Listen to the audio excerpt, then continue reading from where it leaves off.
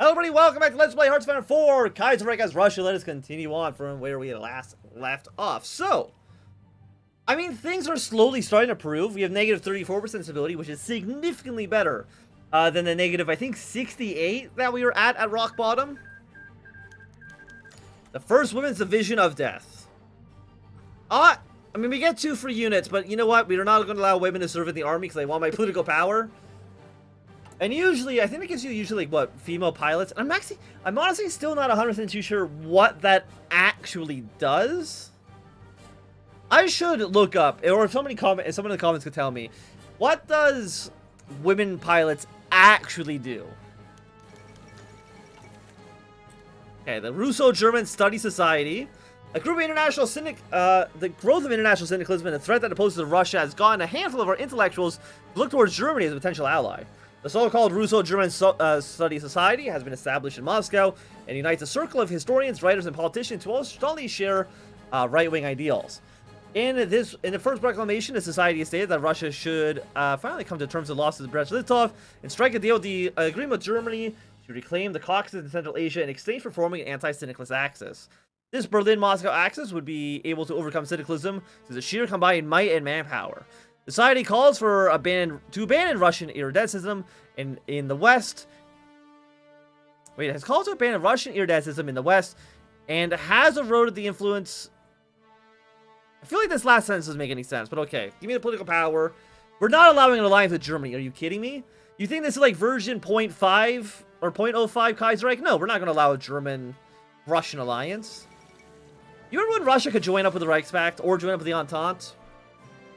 Those are wild days. Okay, worker demonstration. Another one. And Maxim Gorky dies. Give me another instability from there.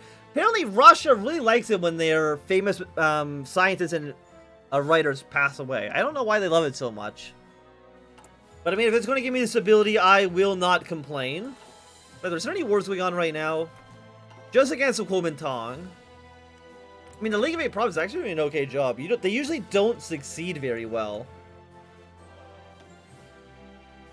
So, I mean, we'll see what they end up doing. I do know that they can actually join the Reichspakt, I'm pretty sure. Which I think actually could be a very interesting campaign. Again, at some point in the future. I don't know when. Okay, so Poland has gone syndicalist.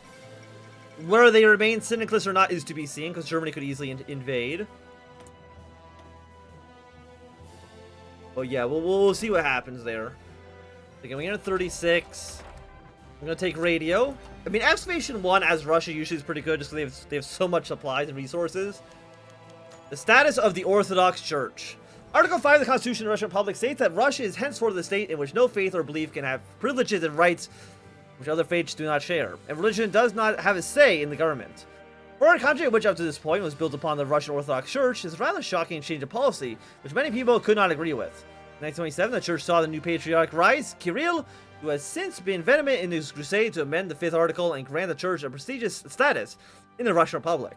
Now that Kerensky is gone and the people are in charge, and new people are in charge, he has officially petitioned the government to amend the constitution to elevate the church to the status of state religion. So we can either go at state orthodoxy, negative 30% stability, which actually puts him as head as government. We can stay secular or we can repeal it, which is actually terrible on political power cost. Yeah, you know what? We're going to stay secular. Because, yeah, I mean, point 2 is going to almost wipe out all of our political power again right now. Agitation in the countryside. With the situation in the countryside growing increasingly unstable, the peasants are becoming easy to influence. These agitators taking advantage of the rest. Once the situation has recently taken place, the charismatic activists visit a number of villages calling for open revolt against the regime. I'm going to also once again save here because I want to make sure I make the right choice. Okay, just shoot him in the head. I'm sure that's fine. We'll eliminate the agitator. Okay, radical Buddhists have taken over Mongolia. Yes, you're national populist now. We know that Tibet is KMT aligned right now. And I mean, you're still you're still doing your thing, Poland. So it looks like you are not going to get invaded by Germany at this point. Again, we're still not stabilized yet. Can't do anything down here. Armonization, I think, is not really where we want to go. 4% stability. I mean, you're pretty good. Oh, no, we're going to go for local development first. And we do have some slots, so we're going to go for one military factory here.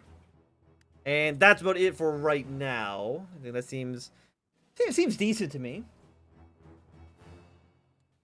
We do have some agencies. I guess we should compare. Collaboration as government, I think, doesn't actually do anything in Kaiserreich, if I'm not mistaken. I mean, we could lower the war support and stability.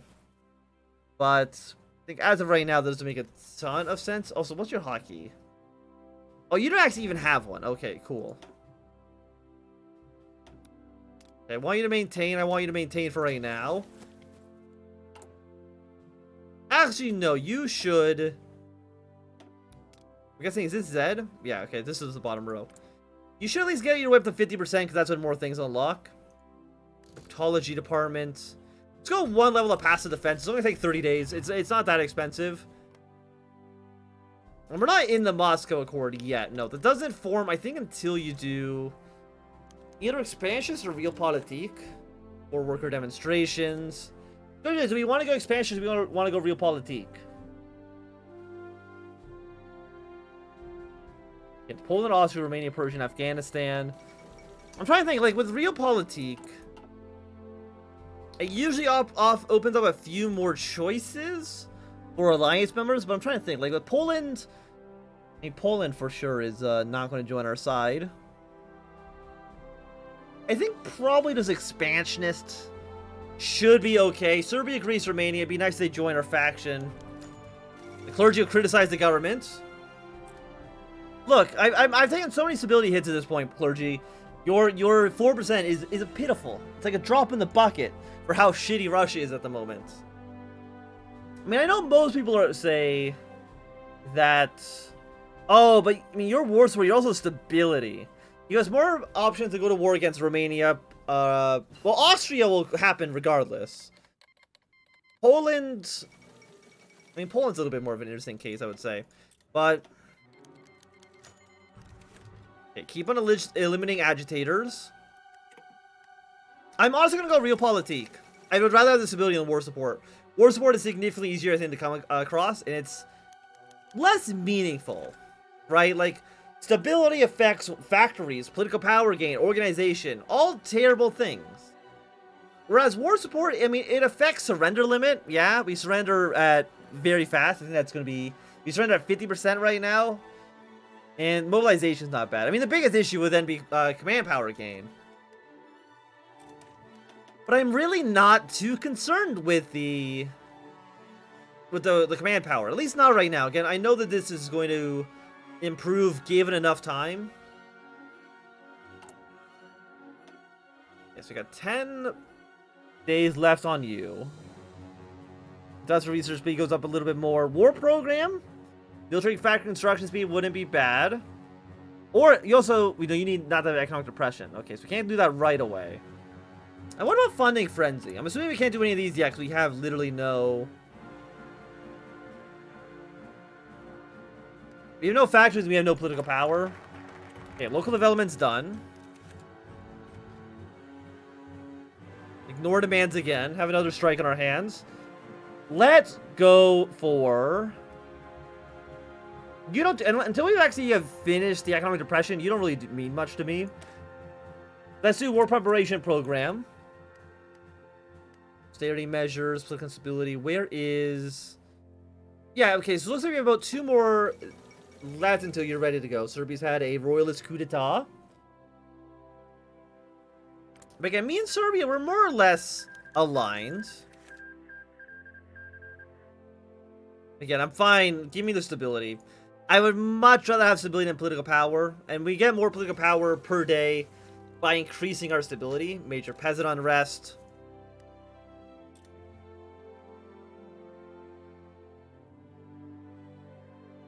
I mean, you last a whole year, huh? But I mean, you are stability. You are stability. I'm gonna take it. And our PR goes bankrupt. Or Sannikov's NRPR has seen a meteoric rise in popularity during the past 2 years. All the massive rallies they constantly hold and armed paramilitaries they own are not free. Hoping to break from obscurity as quickly as possible, Sannikov and the NRPR took out a loan after loan to fund their political program, and they hoped that they would be able to write off all their debts upon coming to power. This has not happened. The National Populist Movement itself has found itself severely indebted, with no way to pay off its staff or workers, and popular support for them waning because of the ongoing economic stabilization. Sannikov was forced to lay off campaigners, disband many of the party's branches, and significantly cut down the size of the combat squads. His movement has sparked a splinter, a left wing. The left wing has broken off, and its leaders began blasting Sannikov in national newspapers, accusing him of running NRPR as a clique of yes-men.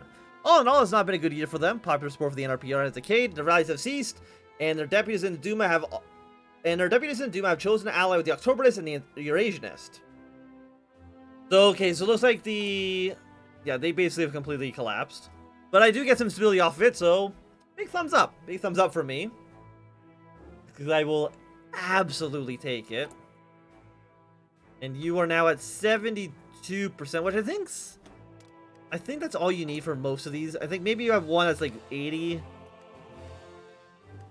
Okay, you're at 70. We just need to be able to, once we're at war with you, can we coordinate a strike?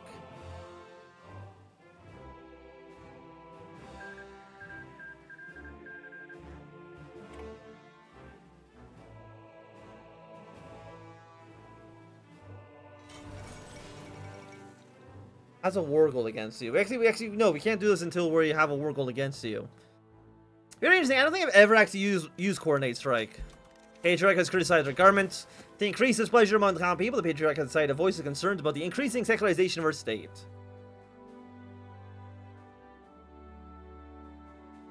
We can have a national debate. Nah, we're gonna stay where we are. We're gonna stay as we currently are. We're gonna build one more military factory. I was gonna say some of that's a little bit more infrastructure, but we'll build one more civilian for now. And we're not really missing anything. So we're gonna go 5 on light tanks for now. We could deploy more units. And I wouldn't mind getting more troops on the field. Okay, so you're about 30 days. Like, and we just need you, and we need... Do we need both of them or just one? I think we only need one more of these two in order to, I think, remove our depression, if I'm not mistaken. At least that's how it looks like to me. Because you are going to modify it by -233. Yeah, so we only need 2 more. Does this reset? Or does it add a second one? No, actually, I think it did literally nothing. It might not have done anything due to the fact that we've already done it once before. Okay, we do have 2 research slots. Let's go. It is about 37, so we're going to go for our 237 industry techs. Always looks good to me. See what else we got going on in the world. We got liberals have won in Brazil. We do want Indochina to end up winning a war against Germany's Asia. I don't know how likely it is for them to succeed. But that is kind of what we want to happen over there. Again, the United States, they've elected Huey Long. We will be seeing a 4-way civil war in due time. But I think aside from that, again, we do have the... Hey, the vote passed. Wait, am I on the Legation Council? I don't believe so. Okay, so you're now finished. Either one of you is going to remove it. You're industrial research B, which is nice, but you're also stability, so we're going to go for national investment bank first. Technology 38 is a little bit too expensive. We're going to go for 1 level artillery, and then you probably go for the 36 light tank would be my guess. I'm just going to wait until it shows that we've researched our current research. There we go. Boom. Get the tank chassis all ready to go. You see that you guys are at war with each other. That's really about it. Nothing too surprising is happening in really any of the world right now. I mean, other than, you know, Poland going socialist, which does throw a bit of a wrench in some situations. Norway is radical socialist. We will see Norway go join the International at some point as well. You are taking heavy attrition losses. I guess just go up north for the time being. That'll maybe solve your issues. There we go. Socialists taking full control of Norway. They've immediately joined the International. I don't know when Poland does so. It's like, I believe they should at some point, but I cannot guarantee when. Africa's looking okay. Yeah, because you've gone totalist. You'll probably intervene in the Civil War at some point as well. Mexico, when the Canadians invade, they should get the option. And, like, who do we want? Again, I guess we want CNT to win the Civil War. Either the CNT or the Carlist. Because, again, Carlist cannot join the Reichspakt. That's really more what we're worried about. Livia Cartel. The assassination of President Kerensky and the volatile political situation in Russia has led to a rise of new political forces and new alliances to sustain them. Hoping to consolidate the numerous marginalized far-left parties under one banner, the Mensheviks have formed an electoral alliance with the People's Socialist Party and the Trade Union Socialist Party. This alliance, dubbed the Left Cartel, is undoubtedly shaky, but nevertheless presents a serious challenge to the established political forces in Russia. In its alliance manifesto, the cartel calls for democratic socialist reform of the republic, a hostile stance toward German imperialism, and a maintenance of democratic institutions. The Mexicans get a little bit more party popularity, but that's not really a big deal. We're no longer taking the austerity penalties, which means we're almost not in negative stability. Food exports from Romania. Romania, like most of Europe outside of the syndicalist nations, has been simply hit by the economic crisis caused by Black Monday. In order to alleviate the situation, Romanian representative Russia has approached us to negotiate a new trade deal. This would mean giving them preferential tariffs for their agricultural goods as oil, and vice versa for finished industrial goods.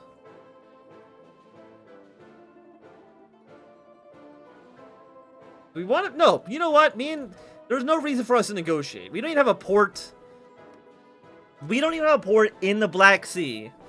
So Romanian supplies are going to go through the Reichspakt into Russia. I think just that current deal is decent enough, you know? I will absolutely take it. I wouldn't mind... I have one more level of passive defense. I mean, I know it costs a lot of civilian factories, but I'm okay with that, at least for right now. Fourth Balkan War, 100th anniversary of Pushkin's death. And the question is, do I want to send troops to help you guys out? My answer is probably yes, right? How many troops could I send? We could send some aircraft. How many aircraft do I have? 460, okay.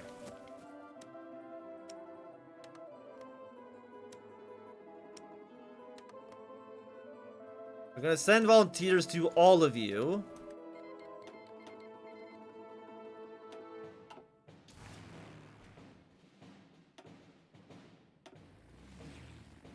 Make sure we bomb all our logistics. We're gonna send you here as well. Bomb logistics. Fighters, we're gonna send into Serbia. And then you, I'm gonna cut you in half. I'm gonna cut you in half again.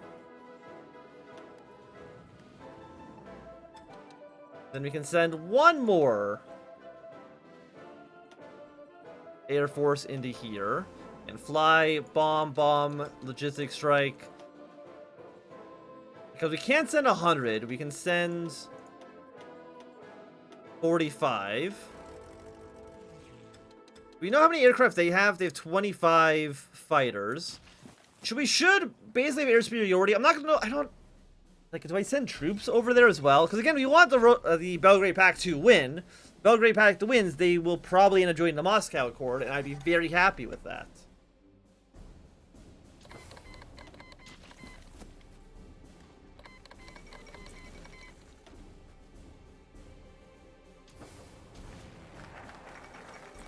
Paula Burgos.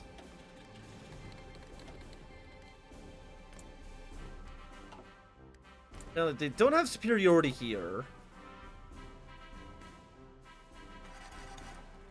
Combine these forces. I mean, is anybody even fighting in Bulgaria? Actually, the answer is no. I probably should actually send... We'll keep one of you here. Yeah, we want to make sure we can bomb Bulgarian factories. I mean, if Bulgaria wins... This is for Szechuan. Absolutely not. I don't think doing that literally gives you anything. Okay, so we can now go for you. Stabilization is still not happening in the country yet. So go for resource prospectation. See what we can get out of that.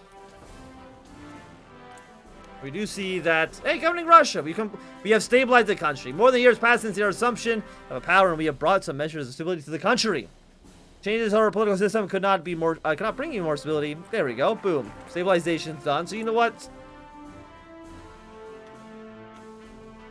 I mean, what do you do for us right away? 10% stability?